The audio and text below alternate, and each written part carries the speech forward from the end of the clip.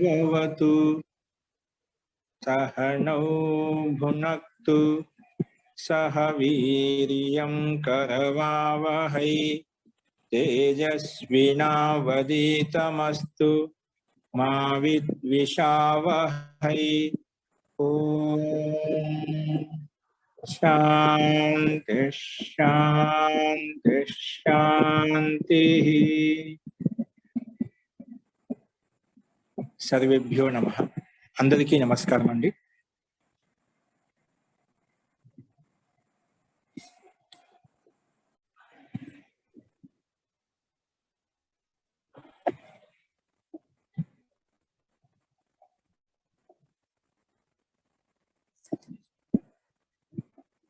अस्तु प्रकृतमनुसरामः। నిన్న మనము యజ్ఞః సంప్రసారణంలో ఉన్నటువంటి ఉదాహరణ చూశాము. ఉక్తః ఉక్తవాన్, సుప్తః సుప్తవాన్, ఇష్టః ఇష్టవాన్ అని చెప్పి. ఇందులో ఏదైనా సందేహాలు ఉంటే చెప్పండి. ఏదైనా సందేహాలు ఉన్నాయండి?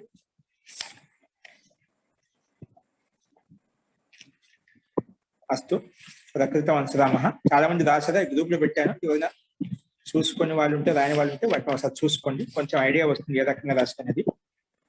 ఇప్పుడు మనం పరిభాషా ప్రకరణం మొదలు పెట్టుకుందామండి. ఏ ప్రకరణం? పరిభాషా ప్రకరణం. పరిభాషా ప్రకరణం ఎడిమిటి రాసుకోండి. మూల పరిశిష్టంలోకి, మూల సూత్రాల్లోకి వచ్చింది. పేజ్ నెంబర్ 23వ పేజీ. 23వ పేజీ రాసుకోండి. ఆద్యంతౌ టకితౌ. ఆద్యంతౌ టకితౌ. ఆద్యంతౌ టకితౌ రాసుకోండి. ఇది పరిభాష ప్రకరణం. అంటే ఆదేశం ప్రాప్తమైనప్పుడు అది ఎక్కడ అవుతుంది అన్నప్పుడు ఇది పరిభాషితం చేస్తున్నమాట, నిర్ణయిస్తున్నమాట. ఓకే, అందుకే ఇది పరిభాష ప్రకరణం అంటాం. రాసుకోండి. స్క్రీన్ మీద కనిపిస్తుంది చూడండి. ఆద్యంతౌ టకితౌ. పద విభాగం పదచ్ఛేదం రాసుకోండి. ఆద్యంతౌ ప్రథమ విభక్తి ఏకవచనం, ప్రథమ విభక్తి ద్వివచనం. ఆద్యంతౌ ప్రథమ విభక్తి ద్వివచనం. నెక్స్ట్ టకితౌ.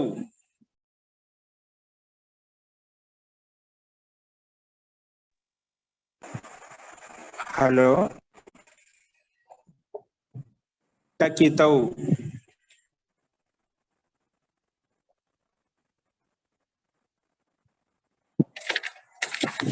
టకితౌ ప్రథమ విభక్తి ద్వివచనం అండి.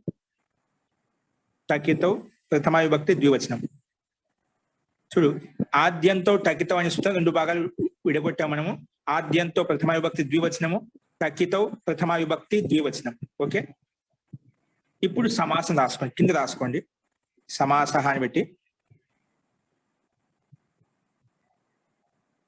ఆదిశ్చ అంతశ్చ. ఆదిశ్చ అంతశ్చ కలిపితే ఆద్యంతం అయిపోయింది. ఆదిశ్చ అంతశ్చ. ఆదిశ్చ అంతశ్చ ఈక్వల్ టు ఆద్యంతౌ. ఆద్యంతౌ. ఆదిశ్చ అంతశ్చ ఈక్వల్ టు ఆద్యంతౌ.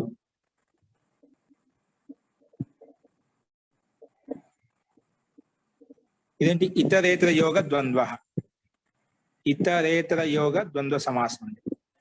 అంటే ఆద్యంతం అనే పదాన్ని విడగొట్టామట. ఆదిశ్చ అంతశ్చ ఈక్వల్ టు ఆద్యంతం అని చెప్పి.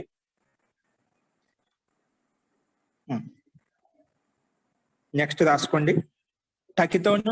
టకితో సమాసం చూపిస్తున్నాడు ఇక్కడ, విడగొట్టి చూసుకోండి. ఆదిశ్చ అంతశ్చ ఈక్వల్ టు ఆద్యంతం. ఇదే సమాసము. ఇతరేతర యోగ ద్వంద్వ. ఇతరేతర యోగ ద్వంద్వ సమాసం. నెక్స్ట్ వచ్చేసి రాసుకోండి. టశ్చ.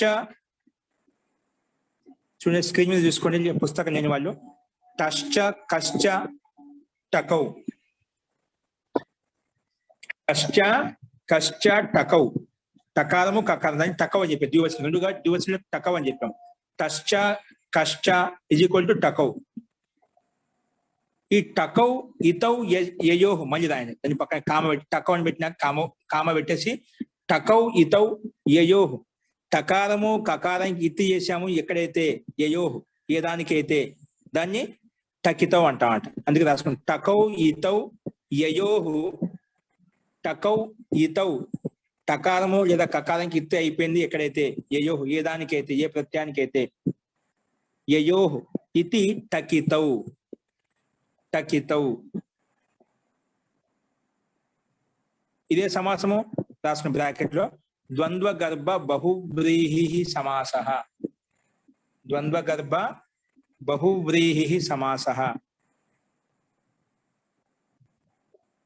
ద్వంద్వ గర్భ బహువ్రీహి సమాసః. ద్వంద్వ గర్భ బహువ్రీహి సమాసః.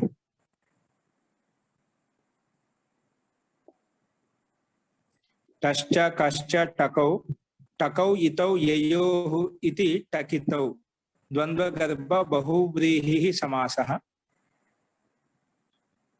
ఈ రకంగా ఆద్యంతో టకితో ఈ రెండు పదాలను విగ్రహ వాక్య రూపంలో చూసినాము, ఏ పదాలు అనేటివి కలపబడ్డాయని చెప్పి.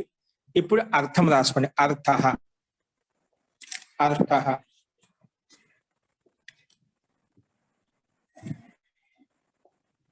షష్ఠీ నిర్దిష్టస్య. షష్ఠీ నిర్దిష్టస్య. షష్ఠీ నిర్దిష్టస్య టిత్ టిత్ ఆగమః ఆదిర్ భవతి. షష్ఠీతో విభక్తం, షష్ఠీ విభక్తి విభజించబడినటువంటి ఏదైతే టిత్ ఆగమం ఉందో అది ఆదిలో కూర్చుంటుందంట. అందుకే షష్ఠీ నిర్దిష్టస్య టిత్ ఆగమః ఆదిర్ భవతి.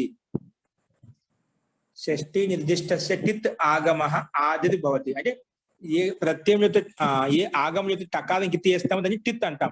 అలాంటి టిత్ అక్కడ వస్తుంది ఆగమ ఆది భవతి. టిత్ ఆగమః ఆది భవతి. నెక్స్ట్ కిత్ ఆగమః అంతే భవతి. కిత్ ఆగమో అంతో భవతి. దాన్ని కిత్ ఆగమో అంతో భవతి. విడగొట్టుండే కిత్ ఆగమః అంతః భవతి. అంతిమంలో వస్తుందంట. సూత్రంలో స్పష్టంగా ఉంది. ఆది అంత రెండు పదాలు క్రమంగా ఇచ్చాడు. ఆది అక్కడ టకితో క్రమంగా ఇచ్చాడంటే ఇక్కడ మొట్టమొదటి దానికి అక్కడ మొట్టమొదటిది. ఆదికి కిత్తు, అంతానికి కిత్తు. ఇక్కడ క్రమ యథాసంఖ్యను తీసుకోవాలి. సూత్రంలోనే ఉంది. సూత్రాన్ని గమనించామంటే సూత్రంలో మన అర్థం కనిపిస్తుంది. ఆది టిత్ అంతౌ కిత్ అని చెప్పి ఆద్యంతౌ టకితౌ. ఓకేనా? అస్తు.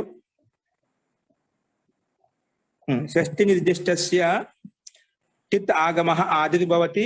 కిత్ ఆగమో అంతో భవతి. కిత్ ఆగమః అంతః భవతి.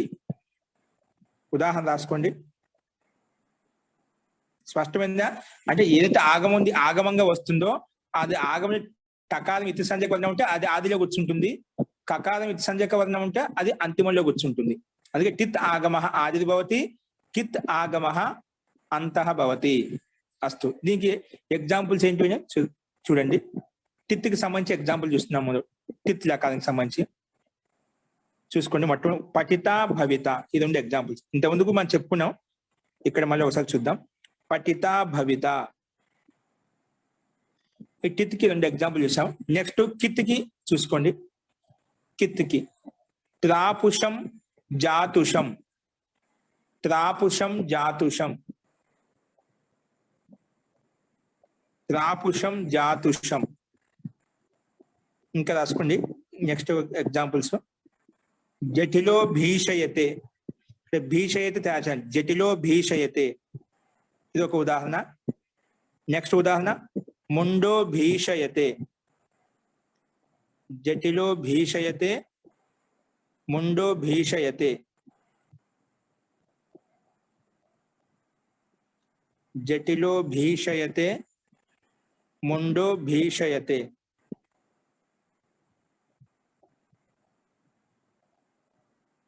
జటిలో భీషయతే. ముండో భీషయతే.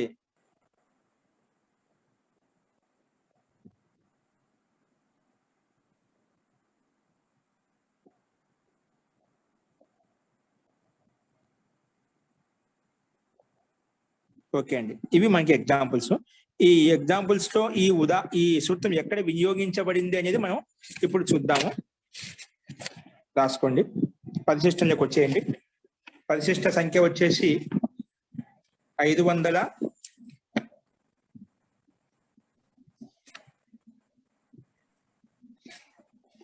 611 పేజీ. 611 చూడండి, స్క్రీన్ మీద కూడా కనిపిస్తుంది. 611.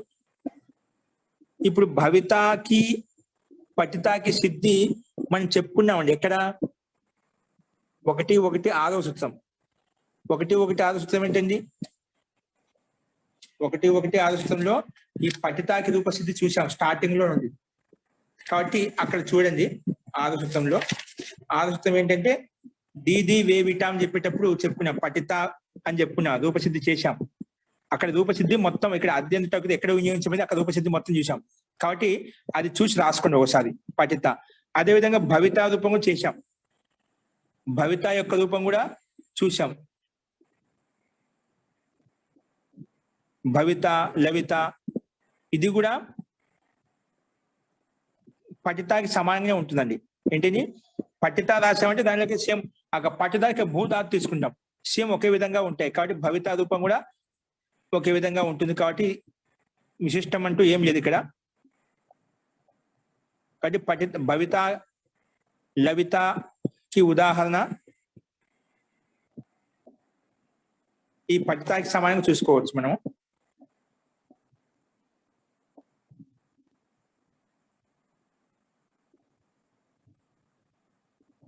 ఓకే అండి.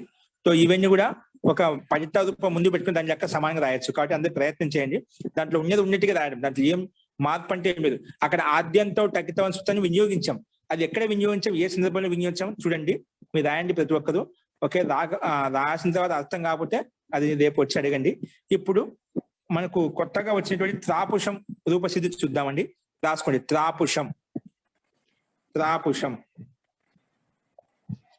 త్రాపుషం రాసుకోండి. ఇది ఎలా తయారైంది? త్రాపుషం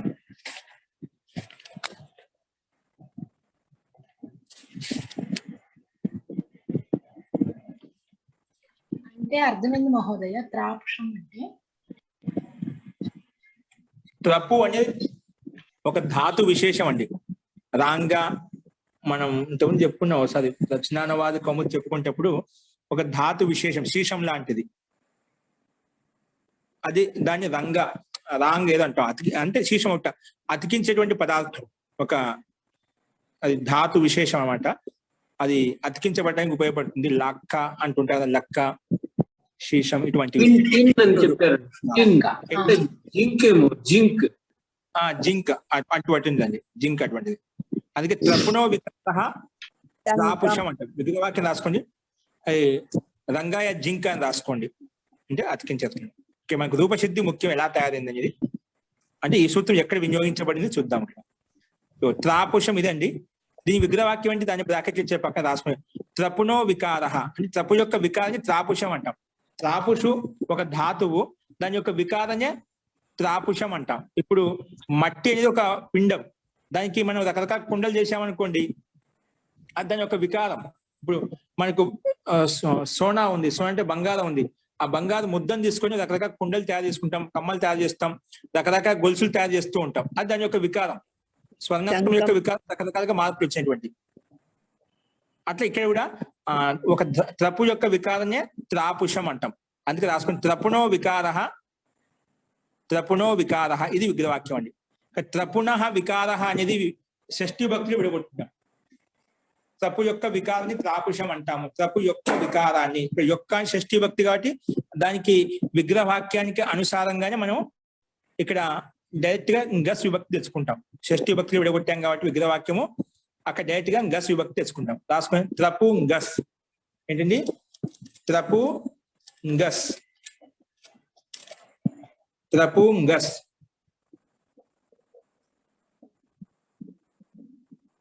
త్రపు గస్,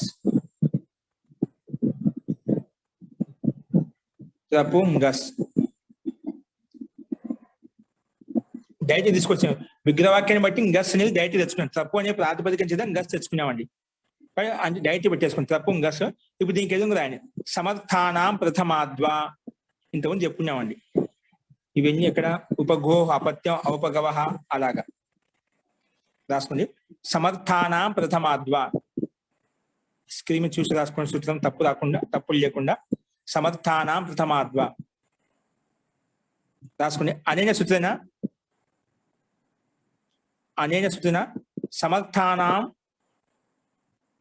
సమర్థానాం ప్రథమ సమర్థాత్ ప్రత్యయ భవతి. అంటే రెండు సమర్థమైన శబ్దాలు. ఇప్పుడు ఏంటండి? త్రపునో వికార, త్రపు అని ఒక ధాతు, దాని యొక్క వికారాన్ని త్రాపుషం అని చెప్పాము. అంటే త్రపు అనే ధాతువుడు అది విశిష్టమైనదే, ఒక సత్తాత్మకమైనదే. దాని యొక్క వికారం ఏదైతే తయారు చేసాం అది కూడా దానికి ఒక సత్తా ఉంది. అంటే ఇప్పుడు త్రపు శబ్దంతో ప్రత్యయం తీసుకురావాలన్నా, లేదంటే దాని యొక్క వికారం ఏదైతే ఉందో దాంతో ప్రత్యయం తీసుకురావాలా? ఏ దాంతో ప్రత్యయం తీసుకురావాలి? దానికి సమాధానంగా సమర్థానం. రెండు సమర్థవంతమైన శబ్దాలు ఉన్నప్పుడు మొట్టమొదటి సమర్థం ఏదైతే ఉందో దాంతో ప్రత్యయం తెచ్చుకో అని చెప్పాడు. ఇప్పుడు నిర్ధారణ షష్ఠి సమర్థానం. సమర్థవంతమైన శబ్దాలు రెండు ఉన్నప్పుడు అందులో ఏ దాంతో ప్రత్యయం తెచ్చుకోవాలంటే మొట్టమొదటి సమర్థ పదం ఏదైతే ఉందో దాంతో తెచ్చుకో అని చెప్పాడు. ముందు త్రపు ఉంటే దాని యొక్క వికారం ఉంటుంది కాబట్టి ముందు త్రపు శబ్దం ముందుంది కాబట్టి దాంతో ప్రత్యయం తెచ్చుకో అని చెప్పాడు. అందుకే రాసుకోండి. సమర్థానం ప్రథమ సమర్థాత్ ప్రత్యయ భవతి. ఇక ఇచ్చాడండి మొదటి అధికార సూత్రము. సమర్థానా మధ్య యో ప్రథమ సమర్థ తస్మాత్ ప్రత్యయ భవతి చెప్పాడు. ఇతం అధికార సూత్రం. అధికారోయం ప్రాగ్ దిశో విభక్తి ఇది యావత్. ఇది ఇంతవరకు దీని యొక్క అధికారం లేదు. సమర్థానం ప్రథమాత్మ ఇది ఏమంటే అన్ని చోట్ల సమర్థవంతమైన శబ్దాలు వచ్చినప్పుడల్లా ప్రథమ సమర్థంతో ప్రతి తెచ్చుకొని తెస్తూ పోతుంది అన్నమాట. అందుకే ఇతోగ్రే వక్ష్యమాణాః చూసుకోండి, నేను చదువుతున్నాను స్క్రీన్ మీద. ఇతోగ్రే వక్ష్యమాణాః తద్దితాః సమర్థానా మధ్య, సమర్థమైన శబ్దాలకు మధ్యలో యహ ప్రథమః ఏదైతే ప్రథమం ఉందో, ఏదైతే ప్రథమంగా ఉచ్చరించబడిందో, ప్రథమోచ్చారితః తస్మాత్ వికల్పేన భవంతి దానితో వికల్పంగా వస్తుంది. యో ప్రథమ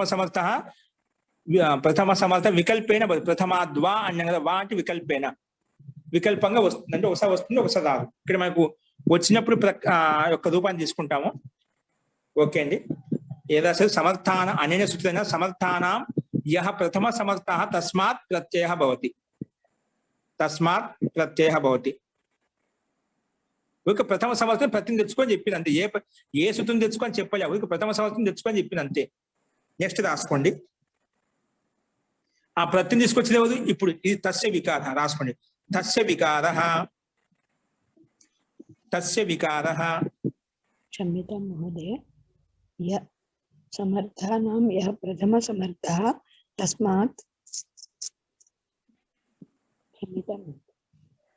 ఏంటండి? సమర్థానాం యో ప్రథమ సమర్థః తస్మాత్ ప్రత్యయ భవతి. ధన్యవాదం. తస్య వికారం తీసుకోండి. ఊరికే చెప్పింది రెండు. ఇప్పుడు మనకు వికారార్థంలో శబ్దం ఉంది, అది త్రపు శబ్దం, రెండు పదాలతో ఏదాన్ని తెచ్చుకోండి త్రపు శబ్దం తెచ్చుకొని చెప్పాడు. ఏం తెచ్చుకోవాలి? ఇప్పుడు ఏంటి? తస్య వికార వచ్చింది. స్క్రీన్ మీద చూసుకోండి ఏమంటుంది రాసుకోండి. తస్య వికార అనేన సూత్రేణ షష్ఠీ సమర్థాత్ ప్రాతిపదికాత్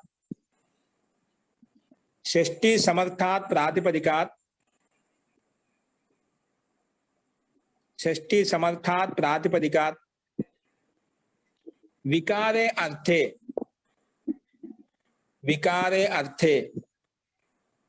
ఇప్పుడు అదే కానీ త్రపు యొక్క వికారము, వికృతి అనే అర్థంలో మనం విగ్రహవాక్యం తీసుకున్నాం కదా. అందుకే అలాంటి వికారార్థం అయితే ఈ సూత్రం వచ్చినమాట. ఏమంటుంది? షష్ఠీ సమర్థాత్ ప్రాతిపదికాత్. ఇప్పుడు షష్ఠి త్రపుంగస్ అనేది షష్ఠీ విభక్తి తెచ్చుకునే, అందుకే షష్ఠీ సమర్థమైంది అన్నమాట. షష్ఠీ సమర్థాత్ ప్రాతిపదికాత్, అది ప్రాతిపదికం కూడా. షష్ఠీ సమర్థాత్ ప్రాతిపదికాత్ వికారే అర్థే. ఏ అర్థంలో? వికారార్థంలో, వికృతి అర్థంలో. వికారే అర్థే యథావిహితం ప్రత్యయో భవతి. యథావిహితం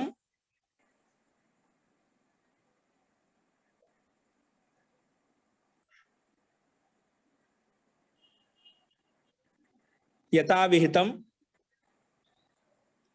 ప్రత్యయో భవతి.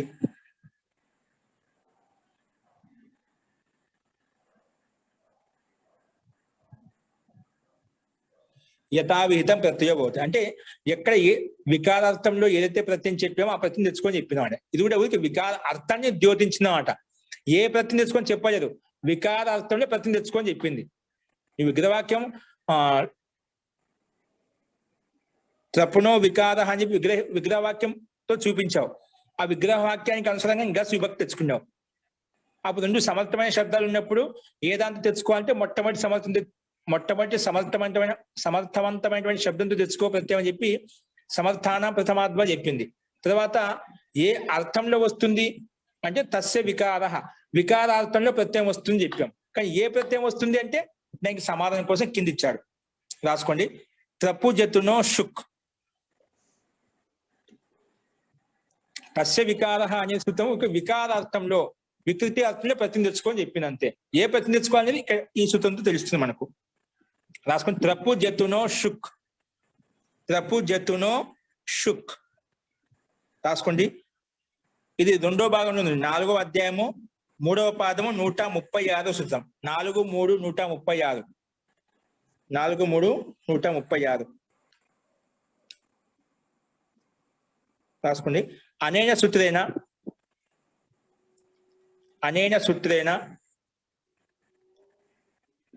4-3-136 ఓపెన్ చేయండి. అనేన సూత్రేణ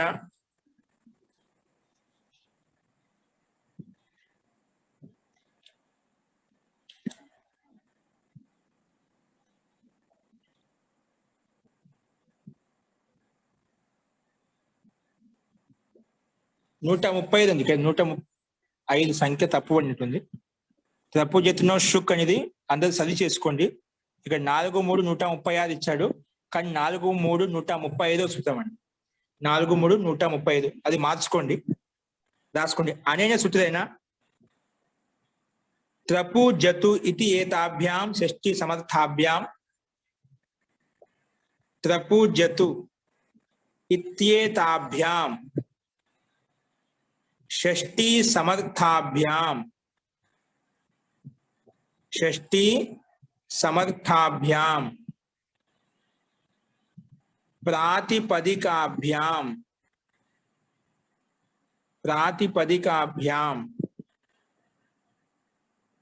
వికారే అర్థే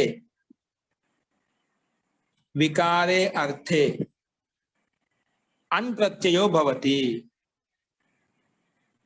వస్తుందంట అన్ ప్రత్యయం వస్తుందంట.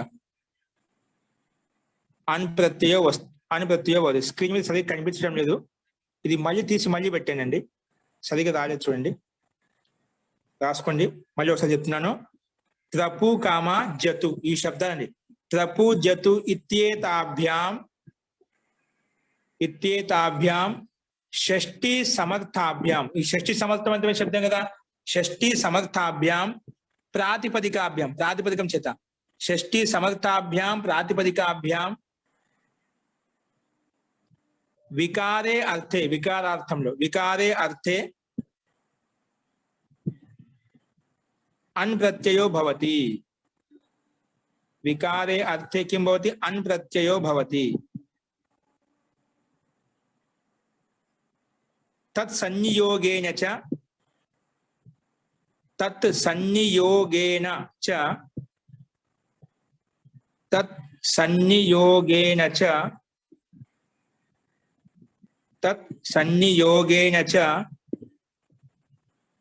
తయోః షుక్ ఆగమో భవతి. తత్ సంయోగేన చ తయోః షుక్ ఆగమో భవతి. దాంట్లో అండి ఇది కూడా. అంటే ఇదేం పని చేస్తుందంటే త్రపు శబ్దము జతు శబ్దం ఒకసారి వినండి.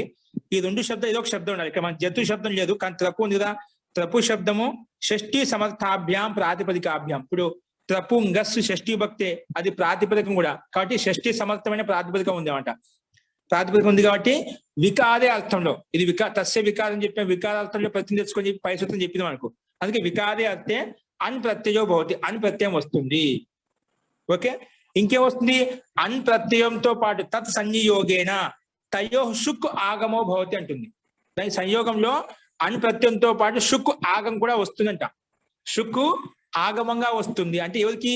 అన్ ప్రత్యయానికే సుఖ ఆగం వస్తుందంట. తత్ సంయోగిన అంటే అన్ ప్రత్యయానికి సంయోగంలో దానితో పాటు షుక్ ఆగమం కూడా వస్తుంది అని చెప్పింది.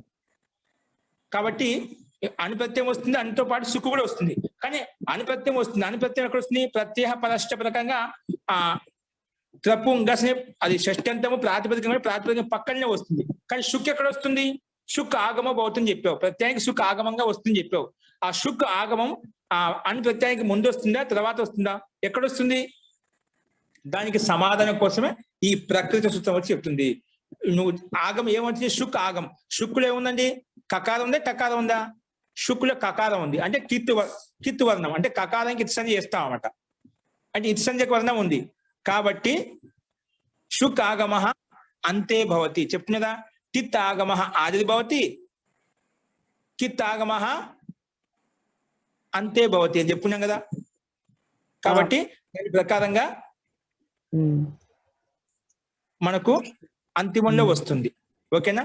ఎందుకంటే షష్ఠి త్రపు జతును అని షష్ఠి ద్వివచనం అండి. ఇది షష్ఠి నిర్దిష్టమైన శబ్దం అంట. షష్ఠి నిర్దిష్టమైన శబ్దానికి పక్కలో అనుప్రత్యయం వచ్చింది. ఆ అనుప్రత్యయానికే షుక్ ఆగమం కూడా వస్తుంది. ఆ షుక్ ఎక్కడ వస్తుంది? ప్రత్యయానికి అనుప్రత్యానికి అంటే ఆద్యంతో టకితో అనే సూత్రం వచ్చేసి కిత్ ఆగమ అంతే భవతి అని చెప్పింది. దీంట్లో షుక్లో ఆ కకారం ఇత్సంజక వర్ణం మనకు కనిపిస్తుంది స్పష్టంగా. అటువంటి కిత్ ఆగమం ఏదైతే ఉందో అది అంతిమంలో వస్తుంది అంటే అనుప్రత్యయానికి అంతిమంలో వస్తుంది అని చెప్పింది అన్నమాట. అని రాయండి, కింద రాసుకోండి. ఇప్పుడు చూడండి పరిశిష్టంలోకి వచ్చేయండి.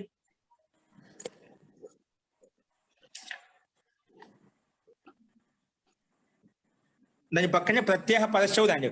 ఎందుకంటే అనుప్రత్యయం ఎక్కడ వస్తుంది? ప్రత్యయ పరశ్చ. ప్రత్యయ పరశ్చ రాసిన తర్వాత ఇది రాయండి. షుక్ ఆగమ కుత్ర భవతి, షుక్ ఆగమ కుత్ర భవతి, షుక్ ఆగమ కుత్ర భవతి.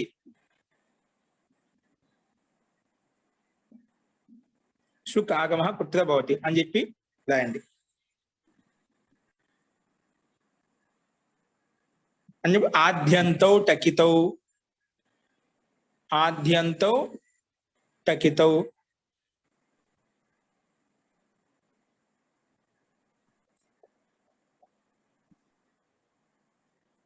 రాసుకోండి. అనేన సూత్రేనా, అనేన సూత్రేనా మనం ఇప్పుడు చెప్పుకునేదా? షష్ఠీ నిర్దిష్టస్య కిత్ ఆగమ అంతే భవతి.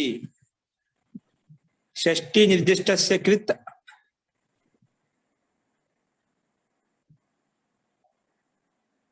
ఎక్కడ వస్తుంది? కిత్ ఆగమ ఆది భవతి కదా, కిత్ ఆగమ అంతే భవతి. షష్ఠీ నిర్దిష్టస్య కిత్ ఆగమ అంతే భవతి. షష్ఠీ నిర్దిష్టస్య కిత్ ఆగమ అంతే భవతి.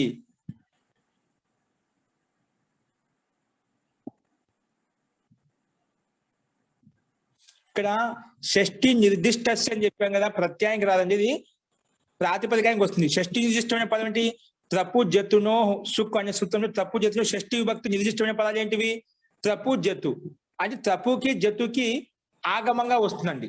ప్రత్యయానికి కదా, అనుప్రత్యయం ప్రాతిపదికం పక్కనే వస్తుంది. కానీ షుక్ ఎవరికి వస్తుంది? షష్ఠీ నిర్దిష్టమైన పదానికి వస్తుంది. షష్ఠీ నిర్దిష్టమైన పదం ఎవరు? ఇక్కడ త్రపు శబ్దము జతు శబ్దం. కాబట్టి త్రపు శబ్దానికి జతు శబ్దానికి అంతిమంలో వస్తుంది. ఇక్కడ మనకు జతు లేదు, త్రపు వచ్చింది కదా. త్రపులో షష్ఠీ విభక్తితో నిర్దిష్టమైన పదం కానీ దాని పక్కలో వచ్చిందన్నమాట. ఓకేనా? ఆద్యంతో టకితౌ అనేన సూత్రేణ షష్ఠీ నిర్దిష్టస్య కిత్ ఆగమ అంతే భవతి. కిత్ ఆగమ అంతే భవతి. ఇప్పుడు రాయండి. త్రపు మనకి ఇంతమందికి ఆల్రెడీ ముందే త్రపు గస్ ఉండేదండి. త్రపు గస్, ఈ త్రపు గస్తో మనము అని తెచ్చుకున్నాం. త్రపు గస్ కి తర్వాత అండ్ వచ్చింది కాబట్టి ఆద్యంతో టకితో నియమం ప్రకారంగా సూత్రం ప్రకారంగా ఈ త్రపు శబ్దం షష్ఠీ విభక్తితో నిర్దిష్టమైనటువంటి పదం కాబట్టి దానికి పక్కనే వచ్చిందన్నమాట, అందుకే మధ్యలో వచ్చింది. అందుకే త్రపు షుక్కు గస్ అని రాయండి. కనిపిస్తుంది కదా, త్రపు షుక్ గస్ అన్ అంటే త్రపుకి గస్ కి మధ్యలో వచ్చిందన్నమాట షుక్ ఆగం. ఎందుకంటే షష్ఠీ నిర్దిష్టమైన పదం అదే కాబట్టి దానికి పక్కనే వచ్చింది. త్రపు షుక్ గస్ అన్, త్రపు షుక్ గస్ అన్. ఓకే అండి. సో త్రపు షుక్ గస్ అన్. ఇప్పుడు రాసుకోండి. తద్దితాః తద్దితాః అనేన సూత్రేణ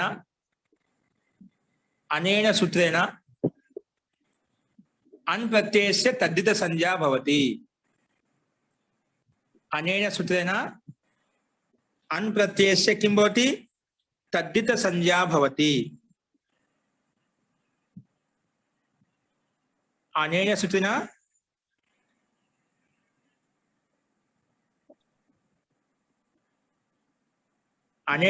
ఇది అధికార సూత్రం అండి, దీని అధికారంలో ఉందన్నమాట. అందుకే డైరెక్ట్ వినాశం అని ప్రత్యయస్య తద్దిత సంజ్ఞా భవతి. అంటే ఇక్కడి నుంచి తద్దితాః అనే సూత్రం నుంచి మొదలుకొని ఈ ప్రకారంలో ఎన్నైతే సూత్రాలు ఉన్నాయో ఆ సూత్రాలతో ఏ ప్రత్యయం తీసుకొచ్చావో ఆ ప్రత్యయం అన్నిటికీ ఈ సూత్రము తద్దితం అని పేరు పెడుతుందన్నమాట.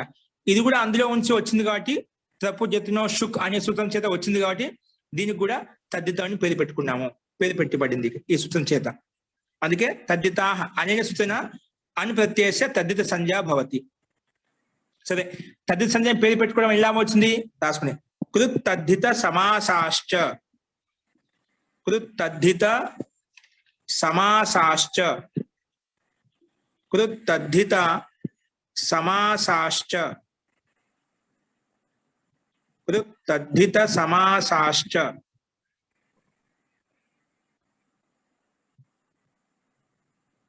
కృత్ తద్దిత సమాసాశ్చ అనేన సూత్రేణ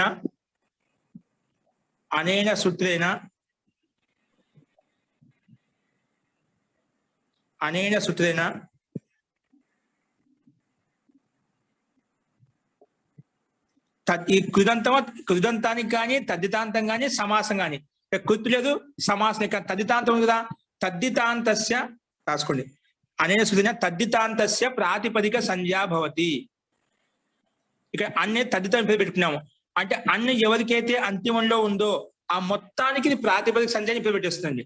మొత్తానికి ఇప్పుడు త్రపు షుక్కు గస్ అని మొత్తానికి ప్రాతిపదిక సంజ్ఞని పేరు పెట్టింది. రాసుకోండి. తద్దితాంతస్య ప్రాతిపదిక సంజ్ఞా భవతి. అనేన సూత్రేణ తద్దితాంతస్య ప్రాతిపదిక సంజ్ఞా భవతి. ఓకే అండి. సో ప్రాతిపదిక సంజ్ఞ పేరు పెట్టడం ఎలా వస్తుంది తెలుసు కదా. మరి వెంటనే సో ధాతు ప్రాతిపదికయో రాసుకోండి. సుపో ధాతు ప్రాతిపదికయో, సుపో ధాతు ప్రాతిపదికయో. ఇక్కడ త్రాపుషంలో ఈ సూత్రం ఎక్కడ వినియోగించబడింది మనకు వచ్చేసిందండి. ఇది త్రపు జతునో షుక్ అనే సూత్రం చేత అన్ప్రత్యయం వస్తుంది, ఇంకా షుక్ ఆగం అవుతుంది అన్నప్పుడు ఈ ఆగం ఎక్కడ వస్తుందంటే ఆద్యంతో టకితం అనే సూత్రం వచ్చి కిత్ ఆగం కాబట్టి ఇది షష్ఠి నిర్దిష్టమైన పదం ఏదైతే ఉందో దానికి అంతిమంలో వస్తుందని చెప్పింది. అక్కడ వినియోగించబడింది అన్నమాట. వినియోగించబడిన తర్వాత మనకు రూపసిద్ధి ప్రకారంగా ముందుకు వెళ్ళిపోతున్నాము. మన లక్ష్యాన్ని బట్టి రూపసిద్ధి చేస్తున్నాం. కానీ ఈ సూత్రం ఎక్కడ వినియోగించబడింది అది మనకు తెలిసిపోయింది అన్నమాట. అస్తు. తో సుపో ధాతు ప్రాతిపదికయో, సుపో ధాతు ప్రాతిపదికయో,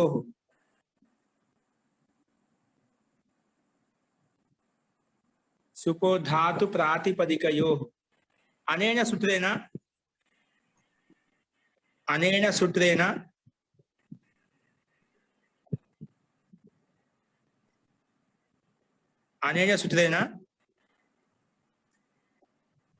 ప్రాతిపదిక అవయవస్య సుపః లుక్ భవతి. ప్రాతిపదిక అవయవం ఏంటి ఇక్కడ?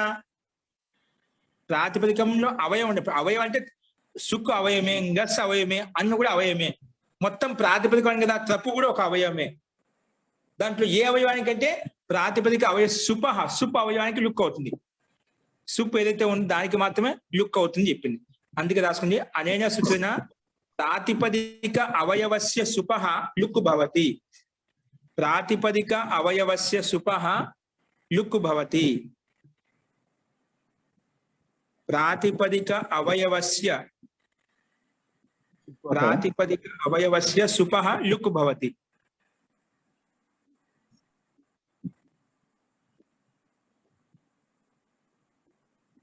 ప్రాతిపదిక అవయవస్య సుపః లుక్ భవతి.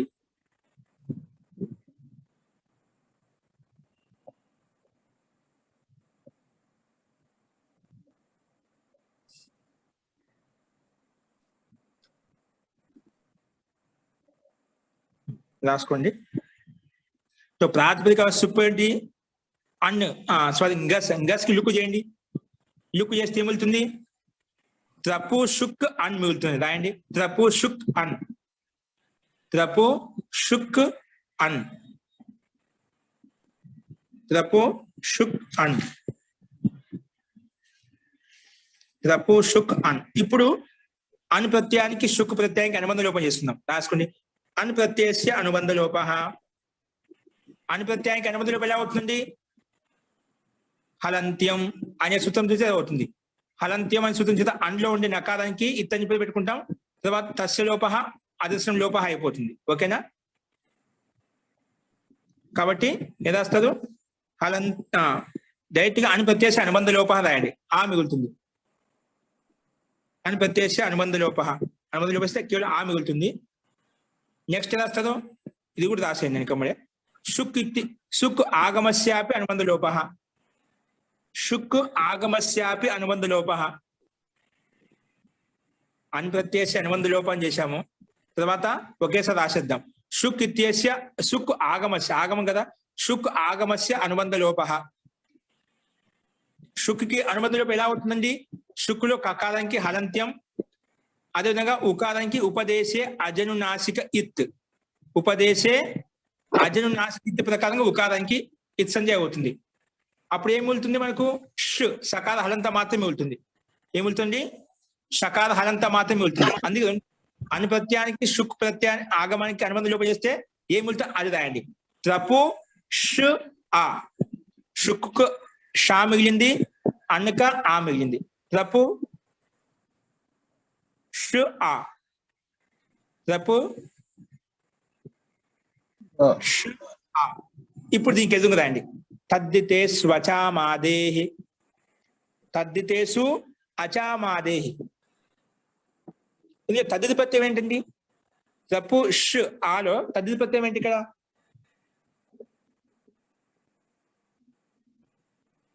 అకారం. అకారం. ఎందుకంటే అను ప్రత్యయం అనేది ఆ పేరు పెట్టామంటే అది తద్దిత ప్రత్యయం అన్నమాట. రాసుకోండి. తద్దితేషు అచామాదేహి. ఇక్కడ పూర్తిగా సూత్రం ఇవ్వలేదు అయినా రాసుకోండి. తద్దితేష్వచామాదేహి. తద్దితేష్వచామాదేహి. తద్దితేష్వచామాదేహి.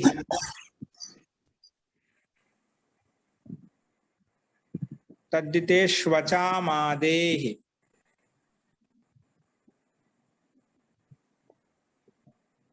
రాసుకోండి. తద్దిత ప్రత్యయ పరతః. రాసుకోండి. స్క్రీన్ మీద కూడా కనిపిస్తుందండి. అనేన సూత్రేణ, అనేన సూత్రేణ,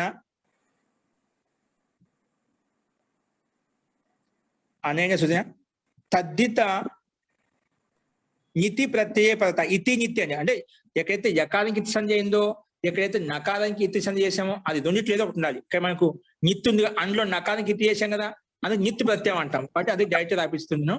తద్దిత నితి ప్రత్యయ పరతః. తద్దిత నితి ప్రత్యయ పరతః. చూసి రాసుకునే. తద్దిత నితి ప్రత్యయ పరతః అంగస్య. అంగానికి ప్రత్యయం పక్కన ముందు ఆటోమేటిక్ అంగ సంధ్య అయిపోతుంది. ఇంకా మాటికి రాసుకోవాల్సిన అవసరం లేదు. ప్రత్యయం పక్కన ఉంటే అయిపోయి ముందుది అంగ సంధ్య. ప్రత్యయ పరతః అంగస్య అచామాదేహి. అంగస్య అచామాదేహి. అంగస్య అచామాదేహి. అంగస్య అచామాదేహి అచః స్థానే అచామాదేహి అచః స్థానే వృద్ధిర్భవతి. అంగస్య అచామాదేహి అచః స్థానే వృద్ధిర్భవతి. అంగస్య అచామాదేహి అచః స్థానే వృద్ధిర్భవతి. అంగస్య అచామాదేహి అచః స్థానే వృద్ధిర్భవతి.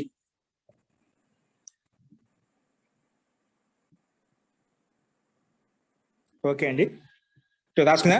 ఇదేమంటే చూడు, ఈ కండిషన్స్ ఇక్కడ ఉన్నాయి మొత్తం. తద్దిత ప్రత్యయం పక్కన ఉంటే ఇంకా ఆ తద్దిత ప్రత్యయం ఎటువంటి తద్దిత ప్రత్యయం అంట? నితి ప్రత్యయం అంట. అంటే ఆ తద్దిత ప్రత్యయంలో నకారానికి ఇత్తి చేసి ఉండాలంట, లేదా యకారానికి ఇత్తి చేసి ఉండాలంట. యకారం నిత్తి ఉంది కదా, నకారానికి ఇత్తి చేసాం. అందుకే తద్దిత నిత్తి ప్రత్యయ పరత పరంగా ఉంటే అంగస్య ప్రత్యయం పక్కన ముందు అంగం అయిపోతుంది కదా. అంటే త్రపు ష్ అనేది అంగం. అందులో అంగస్య అచామాది అచ్చుల్లో ఆది అచ్చు అంట. ఇప్పుడు త్రపుష్లో 2 అచ్చులు ఉన్నాయి. త్రపులో త్రాలో ఆ ఉంది, పూలో ఊ ఉంది, షకారం హలంతమే. ఇక్కడ 2 అచ్చులు ఉన్నాయి. అచ్చుల్లో ఆది అచ్చుకు త్రపుష్ ఉంది. ఇది అంగం మొత్తము. ఈ అంగం ఏమంటే అచామాది అచ్చుల్లో ఆది అచ్చుకు వృద్ధి భవతి అని చెప్పింది. అచామాది అచః స్థానే వృద్ధిర్భవతి, వృద్ధి అవుతుంది అని చెప్పింది. ఓకేనా? ఉకారం. వృద్ధి అవుతుంది. ఇప్పుడు వృద్ధి అవుతుంది చెప్పగానే వృద్ధి కిం రాసుకోండి. ఇసుతం వచ్చి వృద్ధి చేస్తా అంటుంది. అంగానికి అచ్చుల్లో ఉండే ఆది అచ్చుకి, ఇప్పుడు త్రపుష్లో త్రాలో ఆ, పూలో ఊ 2 అచ్చులు ఉన్నాయి. అందులో మొట్టమొదటి అచ్చు ఏదంటే దానికి వృద్ధి అవుతుంది అని చెప్పింది. కానీ వృద్ధి అంటే ఏమిటి? వృద్ధి కిం రాసుకోండి. వృద్ధి రాదైచ్. ఏంటండి? వృద్ధి రాదైచ్. ఇది వచ్చి చెప్తుంది అనేన సూత్రేణ ఆ ఐ ఔ ఇతి ఏతేషాం వృద్ధి సంజ్ఞా భవతి. ఆ ఐ ఔ ఇతి ఏతేషాం వృద్ధి సంజ్ఞా భవతి. ఆ ఐ ఔ ఇతి ఏతేషాం వృద్ధి సంజ్ఞా భవతి.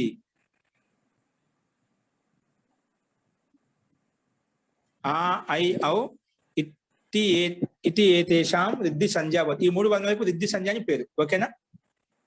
ఆ ఐ ఔ ఇతి ఏతేషాం వృద్ధి సంజ్ఞా భవతి. సో ఏం తెచ్చుకోవాలి దాంట్లో? సరే, త్రపు సంగము ఆది అచ్చుకు వృద్ధి చేస్తా అని చెప్పింది ఆ సూత్రము. ఆది వచ్చే త్రాలో ఉండే ఆకి వృద్ధి అనగానే మనకు 3 వర్ణాలు వచ్చాయి. ఆ ఐ ఔ, ఈ 3 వర్ణాలకు వృద్ధి. ఈ 3 వర్ణాలు ఏం తెచ్చుకోవాలి? ఏదవుతుంది? వృద్ధి ఏమవుతుంది? ఆ అవుతుందా, ఐ అవుతుందా, ఔ అవుతుంది. ఏం తెచ్చుకోవాలి? 3టికి వృద్ధి అని పేరు. ఏం తెచ్చుకోవాలి? దానికి నిర్ణయం కోసం రాసుకోండి. స్థానేంతరతమః. వృద్ధి అని చెప్పే ఆ ఐ ఔ వచ్చేది. దాంట్లో ఏం తెచ్చుకోవాలి? అకార స్థానం ఏమొస్తుంది? 3 వర్ణాల నుంచి ఏ వర్ణం పెట్టుకోవాలి? దానికి నిర్ణయం కోసం స్థానేంతరతమః. ఇది వచ్చేమంటుంది రాసుకోండి. అనేనా స్థానే అంతరతమః ఆదేశः భవతి. అంటే సదృశతమః ఆదేశः భవతి.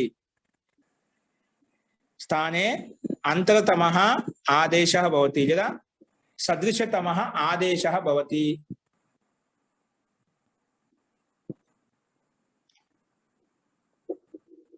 స్థానే అంతరతమః ఆదేశः భవతి లేదా సదృశతమః ఆదేశः భవతి.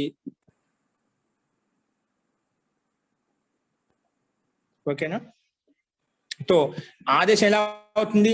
ఇప్పుడు త్రప్పులో ఉండే మొట్టమొదటి ఆకి స్థానం ఏంటి? ఆకి స్థానం కంఠస్థానం. ఈ 3లో కంఠస్థానం ఉండేటువంటి వర్ణం ఏంటి? ఆ ఐ ఔ 3 వర్ణాల్లో ఇది కంఠస్థానం అండి. ఐ అనేది కంఠతాలు, ఔ అనేది కంఠము ఓష్టము.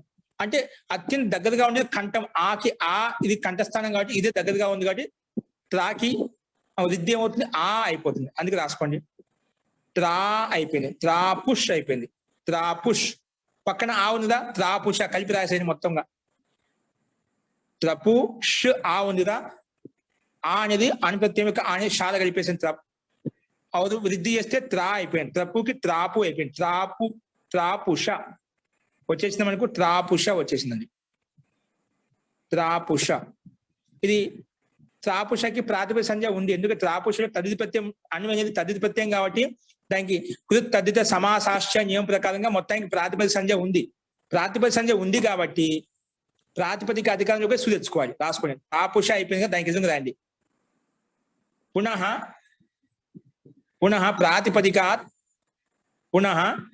ప్రాతిపదికాత్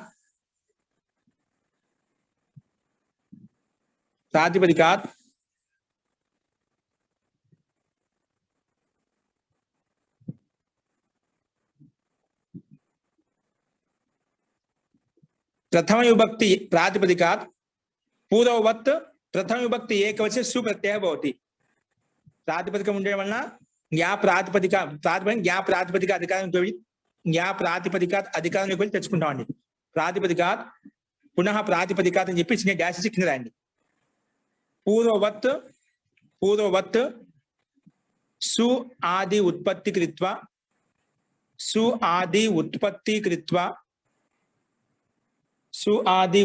కృత్వా ప్రథమ విభక్తి ఏకవచనే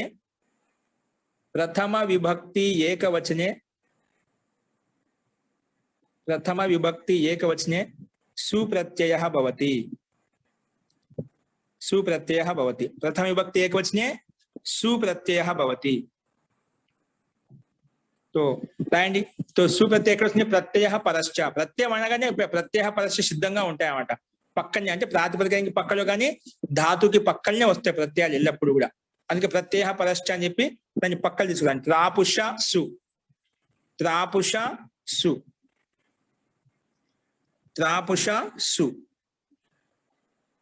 ఓకే.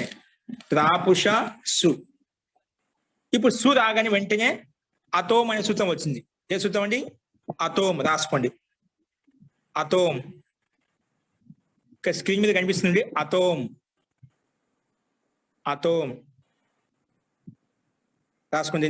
తాత్పర్యం ఇది 7:1:24 సూత్రం అండి. అతోమ్ ఏమంటుంది? రాసుకోండి. అదంతాత్ నపుంసకాత్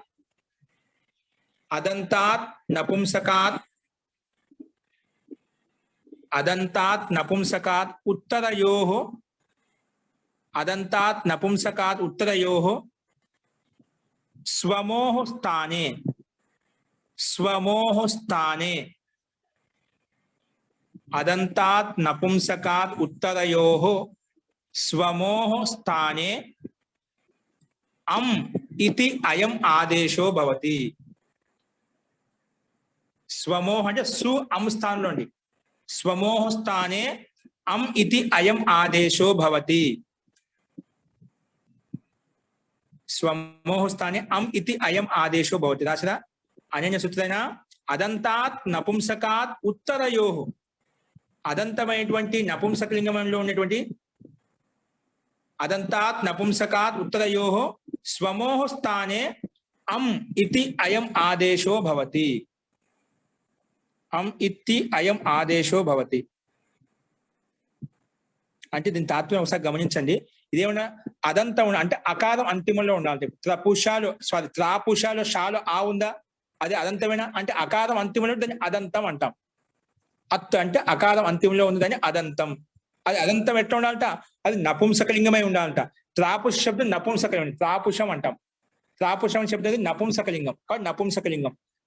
అది అదంతం, అది అకారం అంతిమంలో ఉంది.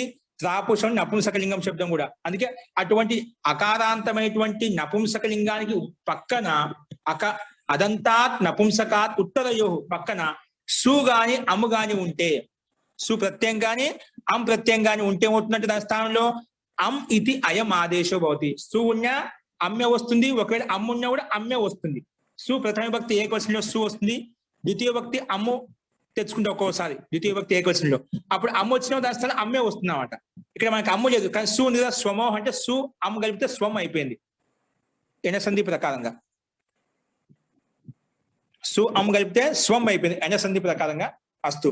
సో ఇక్కడ మనకు అదంతం త్రాపుషాలు అకారం అంతిమంలో ఉంది, అది నపుంసకలింగం కూడా కాబట్టి దాని పక్కలో ఉన్నటువంటి సుకి అం ఇది అయం ఆదేశో భవతి. అం ఆదేశంగా వస్తుంది.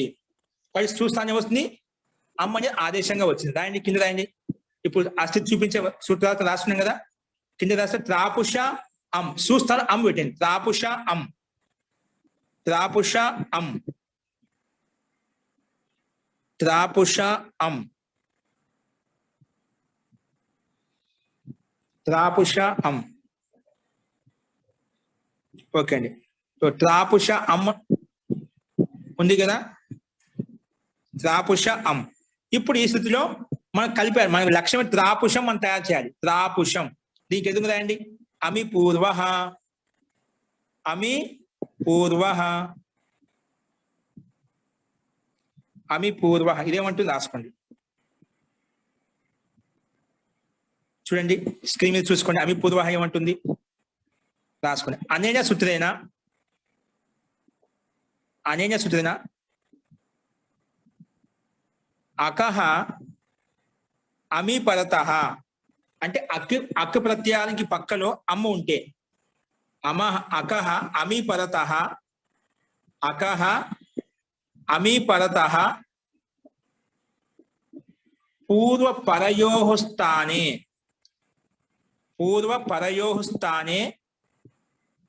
పూర్వరూపం ఏకాదేశో భవతి. అకహ అమి పరత అంటే అక్క అంటే అక్క ప్రత్యాహారం ఉండే వర్ణానికి పక్కలో అక్క అంటే ఆ ఈ ఉ ఉదు ఇడు ఈ వర్ణం వస్తుంది. ఆ ఈ ఉ ఉదు ఇడు కు కు కదా అంటే 5 అక్షరాలు. ఈ 5 అక్షరానికి ఏ అక్షరానికి పక్కలో అమ్మ వచ్చిందనుకో ఆ అమ్మ పక్కన ఉంటే ఆ ముందున్న అకారము పక్కన ఉన్న అమ్మ రెండు కలిసిపోయి పూర్వ పరయోస్థానే పూర్వ రూపం ఏకాదేశం అవుతుంది. పూర్వంలో ఏదైతే రూపం ఉందో అదే ఏకాదేశం అవుతుంది. అంటే అమ్మ కూడా ముందున్నటువంటి ఆకారంలో కలిసిపోతుంది. అమ్ములో ఉండే ఆకారం కూడా ముందున్నటువంటి ఆల కలిసిపోతుంది. అందుకే కలిపితే మొత్తము త్రాపుషం అయిపోతుంది. రాసుకుని అకహ అమి పరతః అనేన సూత్రేణ అకహ అమి పరతః పూర్వ పరయోః స్థానే పూర్వరూపం ఏకాదేశో భవతి.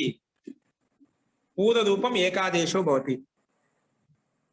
కింద పూర్వం కలిపిన అమ్మను ముందు నుండి ఆల కలిపేస్తే అప్పుడేమో త్రాపుషం అయిపోతుంది. ఏమవుతుందండి త్రాపుషం. ఏంటండి త్రాపుషం. త్రాపుషం రాయని కింద త్రాపుషం ఇతి రూపం భవతి. ఏదో ఇతి రూపం సిద్ధ్యతి. సిద్ధించిందని చెప్పి త్రాపుషం అనుకు ప్రక్రియ ఏ రకంగా తయారుందో త్రప్పుతోటి మనం ఏ రకంగా ప్రక్రియ చేసుకుంటే తీసుకొచ్చాము. ఈ రకంగా త్రాపుషం అనే సిద్ధి మనకు సిద్ధిస్తుంది. అమ్మ అమ్మ వస్తే ఖచ్చితంగా ఈ సూత్రం వచ్చేసి పూర్వంలో కలిపేస్తాం. పూర్వరూపం ఏకాదేశం చేసేస్తుంది. అమి పరతః పూర్వ పరయోస్థానే పూర్వరూపం ఏకాదేశో భవతి అని చెప్పి కలిపేస్తుంది. ఈ రకంగా మనకు త్రాపుషం ఇది రూపం సిద్ధ్యతి. త్రాపుషం పెట్టిన తర్వాత దానికి ఎదురుగానే ఇతి రూపం సిద్ధ్యతి అని రాయండి. ఇతి రూపం సిద్ధ్యతి. ఇప్పుడు ఇదే విధంగానే జతు శబ్దం తీసుకుంటాం. జాతుషం అక్కడ త్రాపుషం అని చెప్పాం, త్రప్పు కాబట్టి త్రాపుషం అని చెప్పాం. జతు శబ్దానికి జాతుషం అవుతుంది. సేమ్ అదే విధంగా త్రపు స్థానంలో జతు పెట్టేసి మిగిలిన రూపం ఎట్లా ఉందో అలాగే రాసేయండి. ఏం చెప్పాను జతు స్థానంలో త్రపు స్థానం జతు పెట్టుకొని మిగిలిన ప్రక్రియ ఏ విధంగా అయితే చెప్పామో సేమ్ అదే విధంగా మొత్తం A to Z కేవలం త్రపు ఎక్కడెక్కడైతే ఉందో దాన్ని జతు పెట్టేస్తాం. మిగిలిన రూపం అంతా సేమ్ ఒకే విధంగా ఉంటుంది. అక్కడ త్రపునో వికార అని చెప్పాం, ఇక్కడ జతునో వికార అని చెప్తాం అంతే. అక్కడ త్రపునో వికార విగ్రహవాక్యం, ఇక్కడ జతునో వికార అని చెప్తాము. మిగిలిన రూపసిద్ధి మొత్తం దీనికి సమానంగా రాస్తాము. కాబట్టి ఇది కూడా ప్రాక్టీస్ కోసం ఈ రూపం కూడా సేమ్ టు సేమ్ అదే విధంగా రాయండి. త్రపు స్థానం జతు పెట్టుకుంటాం, అదే విశేషము. ఇది జతు అంటే లాక్. చూడు ఇప్పుడు మనం గాజులు తయారు చేస్తాం కదండి, గాజులు తయారు చేయడానికి ఏదైతే ధాతు ఉందో అది ఎలా తయారు, ఏ ధాతు దాన్ని జతు అశబ్దం చెప్తాను. జతు గాజులు లాంటివి, సీసాలు, అద్దాలు ఏవైతే ఏ ధాతువుతో అయితే తయారవుతాయో అవి ఓకేనా, దాన్ని జతు అంటామండి. జతు అనే ధాతు తయారవుతాయి ఇవన్నీ, గాజులు, అద్దాలు, సీసాలు ఇవన్నీ ఏవైతే ఉన్నాయి దాన్ని జతు అంటాం. దాని యొక్క వికారాన్నే జాతుషం అని చెప్పాం. ఓకేనా. త్రాపుషం ఏ విధంగా తయారు చేసామో సేమ్ అదే విధంగా జాతుషం కూడా రాయండి. ఓకే. ఈ రకంగా మనకు ఆద్యంతో టకితో అనే సూత్రంలో ఉదాహరణ ఏదైతే ఇవ్వబడిందో దానికి ఎక్కడ వినియోగించామంటే మనం ముఖ్యంగా త్రపు జతునో షుక్ అనే సూత్రం చేత త్రపు ప్రాతిపదిక పక్కలో అంతో పాటు షుక్ ఆగమైనప్పుడు షుక్ ఆగం ఎక్కడ వస్తుందంటే అప్పుడు ఈ సూత్రం వచ్చి చెప్పింది. షుక్ ఆగమ అంతే భవతి. షష్ఠి నిర్దిష్టమైన పదానికే అండి. షష్ఠితో నిర్దిష్టమైనటువంటి పదం ఏదైతే ఉందో ఆ పదానికి ఆదిలో కానీ అంతంలో కానీ కూర్చుంటుంది. త్రపు జతునో అని షష్ఠి విభక్తి వచనం, త్రపు శబ్దం జతు శబ్దం షష్ఠి విభక్తితో నిర్దిష్టమైన పదాలు కాబట్టి త్రపు శబ్దానికి పక్కనే టిత్ ఆగం కాబట్టి అంతిమంలో వచ్చింది. అది ఒకవేళ టిత్ వచ్చింటేనే ఆదిలో కూర్చుండేది. కాబట్టి ఈ రకంగా అక్కడ మనం చూసాము ఏ రకంగా వినియోగించబడింది. అలాగే జతు శబ్దం కూడా మీరు తయారు చేయండి. నెక్స్ట్ భీషయతే ఉందండి. ఏ సిద్ధి? భీషయతే. ఇది కూడా ప్రయత్నం. భీష భయపెట్టడం, భయపడుతున్నాడు. భీషయతే ఇది నిజంత ప్రయోగం అండి. భయపడుతున్నాడు. భీషయతే డరాతా హై అంటే భయపడుతున్నాడు. దీని యొక్క రూపం కూడా కేవలం చెప్తా అండి. సేమ్ సింపుల్ గా ఉంటుంది. ప్రయత్నం చేయండి. నేను రేపు రాయిస్తాను. ఇక్కడ ఊరికే గమనించండి, వినండి, ప్రయత్నం చేయండి. ఎందుకంటే మనం తర్వాత కూడా ఇదే విధంగా రాయాలి కాబట్టి అర్థం చేసుకోవాలి. చెప్తున్నాను, మీకు అర్థమైతే పర్వాలేదు, ప్రయత్నం చేయండి. మనకు ఇక భీషయతే అంటే భయపెట్టడం, భయపడుతున్నాడు. ఇది దీని యొక్క అర్థం. ఈ భీషయతే లకారం అండి, లకారంలో రూపం. ఇది ఎలా తయారైందంటే ఒకసారి గమనించండి బాగా. ఏమంటుందంటే ఇవి భయ ధాతు తీసుకుంటాం. ఎలా తయారవుతుందంటే రూపసిద్ధి ఇది ఆత్మీయ పదంలో ఉంది. ఆత్మీయ పదము పరస్మ పద లట్లకారం ఏకవచనం. ఓకేనా? తో ఇబి భయ ధాతు మనకి స్క్రీన్ మీద కనిపిస్తుంది. పరిశిష్టంలో అందరి దగ్గర ఉంది. ఇది చూడండి, ఇబి భయ ధాతు, భయార్థంలో ధాతు వచ్చింది. ధాతు రాగానే భూవాదయో ధాతవ అని పేరు పెట్టుకుంటాం. ఎవరికి? ఇబి అనే ధాతుకి ధాతు సంజ్ఞ అని పేరు పెట్టాం. ధాతు సంజ్ఞ అని పేరు పెట్టగానే మళ్ళీ వెనుకబడే కిందించాడు. ఆదిరి ఇంటుడవ. సూత్రం ఓపెన్ చేసి చూసుకోండి. 1, 3, 5. ఆదిరి ఇంటుడవ. ఇది వచ్చేమంటుంది? నువ్వు ఎవరికైతే ధాతు అని పేరు పెట్టావో ఆ ధాతువునకు ఆదిలో ఈ టు డు ఈ మూడిట్లో ఏ వర్ణం ఉన్నా దానికి ఇత్తని పేరు పెట్టేస్తా అని చెప్పింది. ఇందులో మనకు ఇబిలో ఈ కనిపిస్తుంది స్పష్టంగా. దానికి ఈ సూత్రం వచ్చి ఇత్తని పేరు పెట్టింది. అందుకే అనేన సూత్రేణ ఆ ధాతో ఆది ఇకారస్య ఇత్ సంజ్ఞా భవతి అని పెట్టుకుంటాం. ఇత్ సంజ్ఞా భవతి అని రాస్తాం. ఇత్తని పేరు పెట్టగానే ఏమవుతుంది? తస్య లోప అదర్శనం లోపం చేస్తాం. అప్పుడు ఏం మిగిలింది? కేవలం లోపం చేసిన తర్వాత ఏదైతే మిగులుతో అది చూపించాలి. ఓన్లీ ఏం మిగిలింది? భీ మిగిలింది. ఏం మిగిలిందండి? భీ. ఓకేనా? ఇప్పుడు దీనికి ఎదురుగా హేతు మతిచ భూవాదే ముందు రాసేసుకున్నాం కాబట్టి అవసరం రాయాల్సింది. ఇక్కడ మన ప్రక్రియ ఏంటి? భీ ధాతుకి పక్కన హేతు మతిచ ఎత్తుతామండి. హేతు మతిచ అని సూత్రం వచ్చింది. హేతు మతిచ. ఇది హేతు మతిచ అని కారణార్థంలో వస్తుంది. కారణం అంటే భయపడుతున్నాడు అంటే భయపెట్టడానికి కొద్దిగా కారణం ఉంటుంది. ఒక వ్యక్తి భయపడుతున్నా అంటే ఆయన ఒక స్వరూపం చూసి భయపెట్టవచ్చు, ఏదైనా ఒక వస్తువుని చూపించి భయపెట్టవచ్చు, ఒక ఏదైనా పశు విశేషం చూపించి భయపెట్టవచ్చు. అంటే భయపెట్టడానికి కారణం ఎన్నో ఉండొచ్చు. కాబట్టి అలాంటి భయపెట్టడానికి కారణం ఏదైతే ఉందో అలాంటి కారణార్థంలో ప్రతి తెచ్చుకోని చెప్పింది. హేతు మతిచ ఏమంటుంది? హేతు మతి హేత్వర్తే నిచ్ ప్రత్యయో భవతి అని చెప్తుంది. ఇది ఓపెన్ చేసి చూడండి మళ్ళీ సూత్రార్థం. ఇదేమంటుంది? హేతు మతిచ హేతు అర్థంలో ధాతు చేత నిచ్ ప్రత్యయం వస్తుంది. 3:1:26. ఒక్క నిమిషం చెప్తాను. అది కూడా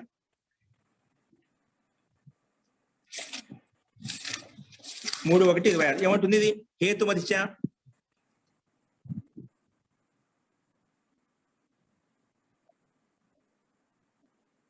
స్వతంత్రస్య కర్తు ప్రయోజకో హేతు ఇత్యనేన హేతు సంజ్ఞా భవతి. హేతు అస్య అస్తి హేతుమాన్ హేతోః వ్యాపారః ప్రేషణాది లక్షణః తస్మిన్ హేతుమతి అభిధేయే ధాతు నిచ్ ప్రత్యయో భవతి. జీ హేతుమతి అంటే హేతు ఉపస్థితమైనప్పుడు, కారణం ఉపస్థితం అంటే భయపెట్టడానికి కారణం ఏదైతే ఉపస్థితమైందో అలాంటి అర్థంలో ధాతు చేత నిచ్ ప్రత్యయం వస్తుంది అని చెప్పింది. అందుకే రాస్తాం అనేన సూత్రేణ హేతుమతి అభిధేయే. హేతుమతి అభిధేయ సూత్రార్థంలో చెప్పినా చూసి మీరు రాసుకోండి. హేతుమతి అభిధేయ ధాతు నిచ్ ప్రత్యయో భవతి. ధాతు చేత నిచ్ ప్రత్యయం వస్తుంది చెప్పాం. తో ప్రత్యయం ఎక్కడ వస్తుంది? ప్రత్యయ పరశ్చ అని. తో ప్రత్యయం వెళ్ళినప్పుడు ధాతుకు పక్కనే వస్తుంది. అందుకే బీ ధాతుకు పక్కనే నిచ్ ప్రత్యయం తీసుకొచ్చాం. ఓకేనా? నిచ్ వచ్చింది. నిచ్ రాగానే వెంటనే మళ్ళీ భియో హేతు భయే షుక్ వచ్చింది. ఏ సూత్రము? భియో హేతు భయే షుక్ అనే సూత్రం వచ్చింది. ఇదేమంటుంది? మనకు త్రపుజతునో షుక్ అనే సూత్రం చేత ఏ విధంగా షుక్ తెచ్చుకుంటామో అలాగే ఇది ఒక సూత్రం వచ్చింది. ఏంటి? భియో హేతు భయే షుక్. ఇదేమంటుంది? 7:3:40. 7:3 ఒక సూత్రం ఓపెన్ చేసుకోండి, రాసుకోవద్దు. అంటే ఎలా రాయాలి చూసుకొని ప్రయత్నం చేయడం కోసం. 7:3:40 చూడండి.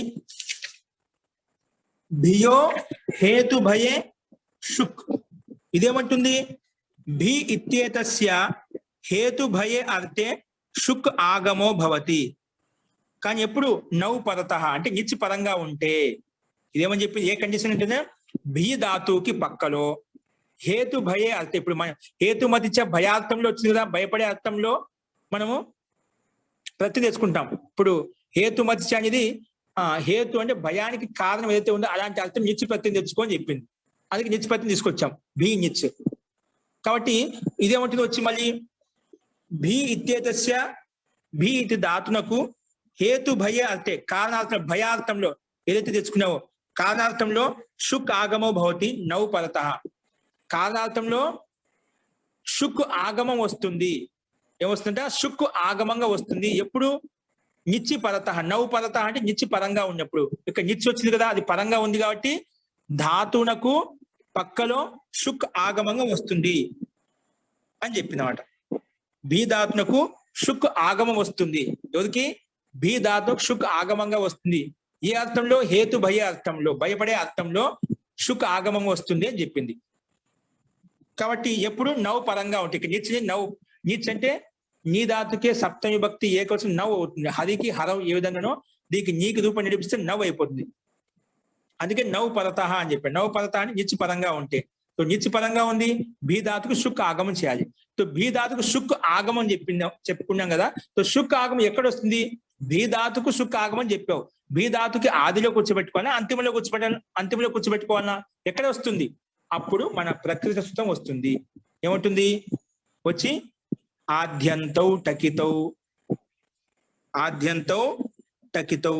ఇక్కడ ఎందుకంటే బియో హేతు భయ షుక్లో బియహ అని షష్ఠి విభక్తి ఏకవచనం అండి. అంటే బియహ మనం బి ఇత్యేతస్య అని చెప్పాం. బి అని షష్ఠి విభక్తి అంటే షష్ఠి విభక్తి నిర్దిష్టమైన పదం చెప్పా. షష్ఠి నిర్దిష్టమైనటువంటి విభక్తి ఏదైతే ఉందో, పదం ఏదైతే ఉందో దానికి ఆగమం వస్తుంది, షుక్ ఆగమం వస్తుంది అన్నమాట. తో షష్ఠి నిర్దిష్టస్య సుక్ ఆగమో అంతే భవతి. షష్ఠి నిర్దిష్టమైన పదం ఇక్కడ భీ ధాతు కాబట్టి దాని పక్కలో షుక్ వచ్చింది అన్నమాట. కాబట్టి షుక్ వచ్చింది. భీ షుక్ నిచ్, ఇది దాని పక్కలో తెచ్చుకొని ఇది చెప్పారు. ఆద్యంతో టకితో కిత్ ఆగం కదా, కిత్ ఆగం అంటే ఆ భీ ధాతుకి అంతిమంలో వచ్చిందంట. ఎందుకంటే భీ ధాతుకి వస్తుంది చెప్పారు. భీ ధాతుకి ఆదిలో కూర్చోబెట్టుకోవాలా, అంతిమంలో కూర్చోబెట్టుకోవాలన్నప్పుడు ఆద్యంతో టకితొక్కి షష్ఠి నిర్దిష్టస్య కిత్ ఆగమః అంతే భవతి. షష్ఠి నిర్దిష్టమైనటువంటి పదం కాబట్టి భీ ధాతు దాని పక్కలో కిత్ ఆగమం వచ్చింది. అందుకే భీ షుక్ నిచ్ తీసుకొచ్చామండి. భీ షుక్ నిచ్.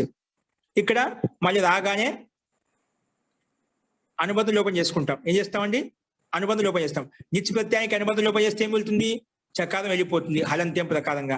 అదేవిధంగా షుక్కి అనుబంధ లోపం చేసుకుంటే మనం చెప్పుకునే ఎంత ముందుకు కకారానికి హలంత్యం, ఉకారానికి ఉపదేశే అజనునాసిక ఇత్. ఈ రకంగా నిచ్ ప్రత్యేసే అనుబంధ లోపం అని చెప్పి చకారం తీసేస్తాము, నీ మిగులుతుంది. మళ్ళీ షుక్ ఆగమస్య అనుబంధ లోప అని చెప్పి అది కకారం ఉకారం తీసేస్తాము, షా హలంతం మిగులుతుంది. మొత్తం కలిపితే షాకార హలంతానికి పక్కన ఉన్న ఈ కలిపితే నీ మిగులుతుందండి. నిచ్చులో ఆది నకారం కాబట్టి చుట్టూ అనే సూత్రం చేత నకారం కూడా వెళ్ళిపోతుందండి. నిచ్చు ప్రత్యయం కదా, నిచ్చులో చకారానికి హలంత్యం, తర్వాత నీలో మొట్టమొదటి అక్షరం నా కదా, ఆ ఆది నకారానికి చుట్టూ ప్రత్యయస్య ఆది చవర్గస్య టవర్గస్య ఇత్ సంజ్ఞా భవతి. ఇక్కడ టవర్గ అక్షరం కదా నీ అనేది, కాబట్టి ఆ ప్రత్యయానికి ఆదిలో ఉండే ఆది నకారానికి ఇత్ సంజ్ఞాన్ని పేరు పెట్టుకుంటారు చుట్టూ అనే సూత్రం చేత. ఆ రకంగా తస్య లోప అదస్సు లోపం చేస్తే నకారం వెళ్ళిపోతుంది. నిత్య ప్రత్యయానికి కేవలం ఈ మిగులుతుంది, షుక్కు ష హలంతం మిగులుతుంది. అప్పుడు షకార హలంతానికి పక్కన నిచ్క ఈ కలిపితే బిషి అయిపోయింది, బి షి. ఓకేనా? ఇప్పుడు బి ష్ ఈ మిగిలింది, దాన్ని కలిపితే భీషి అయిపోయింది. అయిపోయింది భీషి. ఇప్పుడు భీషి ధాతు అయిపోయింది, భీషి అయిపోయింది మనకు కలిపితే. ఇప్పుడు సనాద్యంత ధాతవ అనే సూత్రం వచ్చేసి నిత్య ప్రత్యయం అంతిమంలో ఉంటే, ఇప్పుడు నిత్య ప్రత్యయం ఈ షీ కలిపాం కదా, అది అంతిమంలో ఉంటే అది మొత్తానికి మళ్ళీ కొత్తగా ధాతు సంజ్ఞని పేరు పెట్టుకుంటాం. మామూలుగా నిత్య ప్రత్యయం, కానీ సనాద్యంత ధాతవ అనే సూత్రం వచ్చేసి బీసీ అనే ధాతుకి, బీసీ అనే దానికి మళ్ళీ ధాతు సంజ్ఞని కొత్తగా పేరు పెట్టేస్తుందండి. అంటే నిత్య ప్రత్యయానికి కూడా ధాతుని పేరు పెట్టేస్తుంది. సనాద్యంత ధాతవ అనేన సూత్రేణ భీషి ఇత్యస్య ధాతు సంజ్ఞా భవతి. ధాతు సంజ్ఞ పేరు పెట్టుకోగానే మళ్ళీ ధాతో ఇదం అధికార సూత్రం. ఈ అధికారంలోకి వెళ్ళిపోతాము. ఈ అధికారంలోకి వెళ్ళిపోయిన తర్వాత అధికారంలోకి వెళ్ళిపోయిన తర్వాత ప్రత్యయం తెచ్చుకుంటాం. ఏ ప్రత్యయం వస్తుంది? భీష్మయో ముందుగండి అధికారంలోకి వెళ్ళిన తర్వాత వర్తమానే లట్ ధాతో ఇదం అధికార సూత్రం అస్మిన్ అధికారే వర్తమానే లట్ అని చెప్పి లట్ ప్రత్యయం తెచ్చుకుంటామండి. భీషి లట్. ఇప్పుడు లట్కి అనుబంధం లోపం చేస్తాం అంటే త్రిబాధ ఉత్పత్తి ప్రక్రియ ఉందో ఆ విధంగా వస్తుందట. మళ్ళీ లట్ తెచ్చుకుంటాము. లట్కి అనుబంధం లోపం చేస్తే లా మిగులుతుంది. లస్య అధికార సూత్రం తిప్తస్జి సిప్తస్థాని స్వాదుత్పత్తి చేసి ప్రథమ విభక్తి ఏకవచనే ఆత్మనేపదే తా ప్రత్యయ భవతి. ఆత్మనే పదంలో తా ప్రత్యయం తెచ్చుకుంటామండి.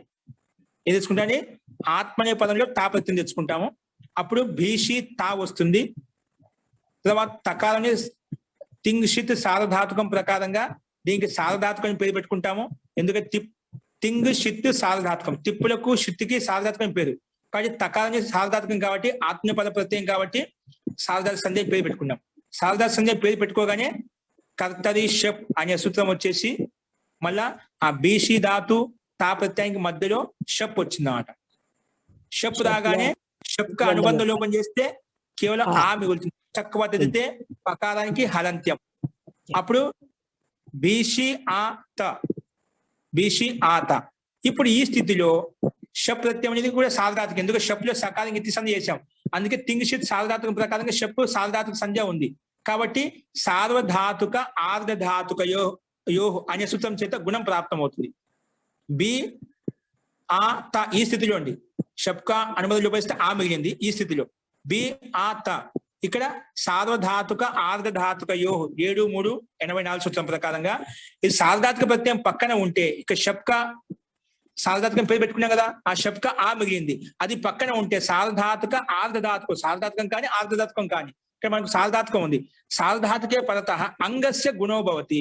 అంగం ఏంటి? బీసీ అంగం. ప్రత్యయం పక్కన ఉంటే ముందు అంగం అయిపోతుంది. అది బీసీ అంగం. ఇక్కడ అకార సార్వధాతుక ప్రత్యయం పక్కన ఉంటే ముందున్న ఇగంత అంగానికి అంటే బీసీలో ఉండే ఇకారానికి గుణం అవుతుంది. సో గుణం అంటే ఏమిటి? గుణం అవుతుందని చెప్పగానే గుణం అంటే ఏమిటి? సార్వధాతుక ఆర్ధధాతుక ఏముంటుంది? సార్వధాతుక ప్రత్యయ పరత అంగస్య ఇగంతస్య అంగస్య గుణో భవతి అని చెప్పింది. అంటే ఇగంతం ఉంది కదా బీసీలో, ఈ ఇక్ అంతిమంలో ఉంది, దానికి గుణం అవుతుందని చెప్పింది. సో గుణం ఏమవుతుంది? గుణం అంటే ఏమిటి అన్నప్పుడు అదేం గుణ అనే సూత్రం వచ్చి చెప్పింది. ఆ ఏ ఓ ఇది ఏతేషాం వర్ణానాం గుణ సంజ్ఞా భవతి అనగానే ఈ స్థానంలో ఈ 3 వర్ణాలు పరిగెత్తుకుంటూ వచ్చాయి. కానీ దానికి 3 వర్ణాలు ఏం పెట్టుకోవాలి? దానికి నిర్ణయం చేసేది ఎవరు? మళ్ళీ స్థానేంతరతమ వచ్చేసి స్థానే అంతరతమ ఆదేశో భవతి. స్థానంలో ఏదైతే అత్యంత దగ్గరగా పోలికలు ఉన్నాయో సాదృశ్యంగా ఉందో అది పెట్టుకో అని చెప్పాం. ఈకి అత్యంత సాదృశ్యంగా ఉండేది ఏంటి? ఈకి స్థానం అంటే ఇచు యశ స్థాలవ్యా తాలు స్థానం. తాలు స్థానం ఉన్నటువంటి వర్ణం తీసుకోవాలి. ఆ ఏ ఓ ఈ 3 వర్ణంలో ఆ అనే కంఠం, ఇది రాదు. నెక్స్ట్ అది ఓ అనేది కంఠ ఓష్టం ఉంది కాబట్టి ఇది రాదు. ఇంకోటి ఏంటి? మనకు తాలు వర్ణం కావాలి. ఈ ఇచు యశ స్థాలవ్య తాలు స్థానం ఉండేది కావాలి. ఇప్పుడు ఏ ఒకటి ఆ ఏ ఓలో ఏకి కంఠ తాళవ్యం. ఏకానికి స్థానం అంటే ఉచ్చారణ స్థానం, కంఠము తాళవ్యం. కంఠంతో తాళైతే ఉందిగా, కొంచెం సాదృశ్యం కలిసింది కాబట్టి ఈ స్థానంలో ఏ మాత్రమే వస్తుంది గుణము. ఈకి గుణం అవుతుంది, ఏ అయిపోతుంది స్థాన్యంతరతమ ప్రకారం. అందుకే బీసీలో ఉండే ఇకారం ఏ అయిపోతే బీషే అయిపోయింది. బీషే ఆ త. ఇప్పుడు ఏ అవగానే వెంటనే ఏ చోయ వాయావహ అనే సూత్రం వచ్చేసి యచ్ ఎకారంకి పక్కలో ఆ ఉంటే ఆ ముందున్న ఎకార స్థానం ఐ అయిపోతుంది. చెప్పిన ఏ ఉంటే ఐ, ఓ ఉంటే అవ్వు, ఐ ఉంటే ఆయ్, అవు ఉంటే ఆవు అవుతుంది ఈ సంధి నియమం ప్రకారంగా. ఇక్కడ ఏ ఉంది కాబట్టి ఏ స్థలం ఐ వస్తుంది. ఓన్లీ ఎకారానికి మాత్రం ఐ వస్తుందండి. అప్పుడు భీష్ షకార, భీష్ ఏమవుతుంది? షకార హలంతం అవుతుంది. ఏకార స్థానంలో ఐ అవుతుంది. ఐ పక్కన ఆ ఎలాగుందో అలాగే ఉంది, తా ఎలాగైతుందో అలాగే ఉంది. అప్పుడు మొత్తం కలిపితే ఇప్పుడు భీష్ అయిపోయిందండి. ఇక్కడ చూడండి స్క్రీన్ చూసుకోండి. భీష్ అయిపోయింది. భీష్ హలంతం పక్కన ఐ వచ్చింది. ఏమొచ్చిందండి? ఐ వచ్చింది. ఏకార స్థానంలో ఏమొచ్చింది? ఏ చోయ వాయ ఐ వచ్చింది. ఇప్పుడు ఈ షకార హలంతం కాబట్టి ఐక ఆ శాల కలిపేసేయండి. భీష అయిపోయింది. ఏమైపోయిందండి? సారీ భీష. యకార హలంతానికి పక్కన షప్క ఆ కలిపేయండి.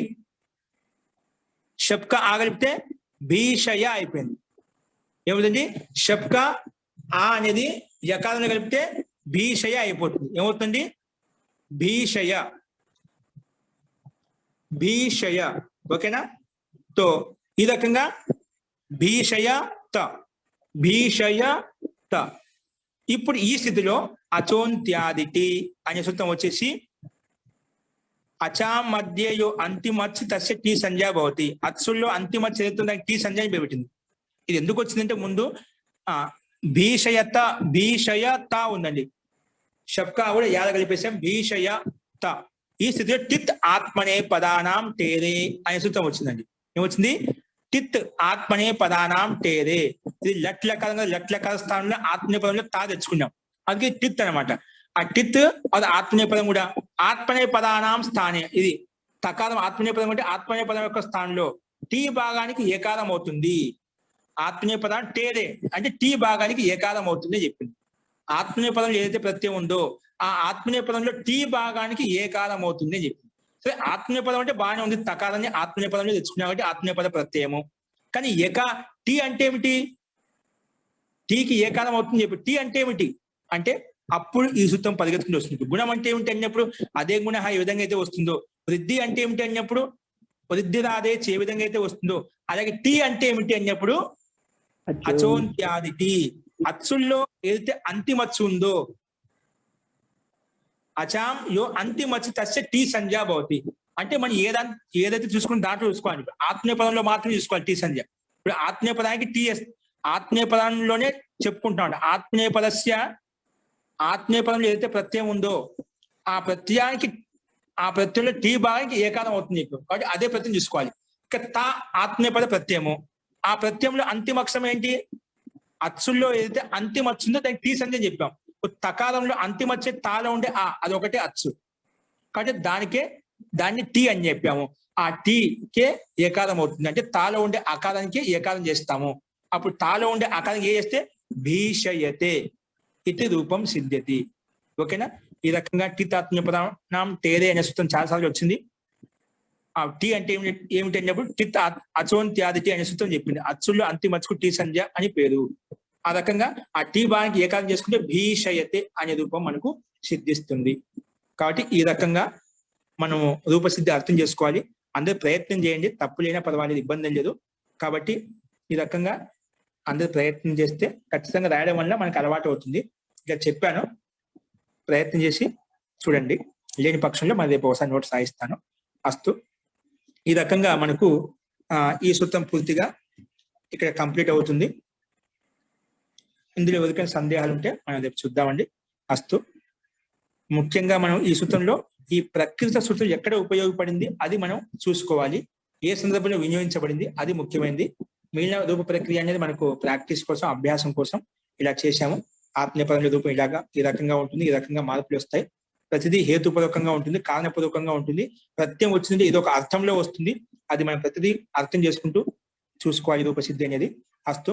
ప్రతి సూత్రం ఇప్పుడు ఇక్కడ చెప్పిన రూపసిద్ధి ఏదైతే ఉందో ప్రతిదీ మీ అందరి దగ్గర పుస్తకాలని ఓపెన్ చేసి చూసుకోండి. ఓపెన్ చేసి బుక్కులో ఏ అర్థం ఉందో వచ్చినా రాకుండా ఒకసారి చూసామంటే మీకు అర్థం అవుతుంది. ఖచ్చితంగా ఎక్స్ప్లెయిన్ చేశాం కాబట్టి బాగా అర్థం అవుతుంది. ప్రతి ఒక్కరు బుక్ ఓపెన్ చేసి చూడండి, రాయడానికి ప్రయత్నం చేయండి. అస్తు. ఇంకేమైనా డౌట్లు ఉంటే మంత్రపాఠ అయిపోయిన తర్వాత చూద్దామండి. మంత్రపాఠ.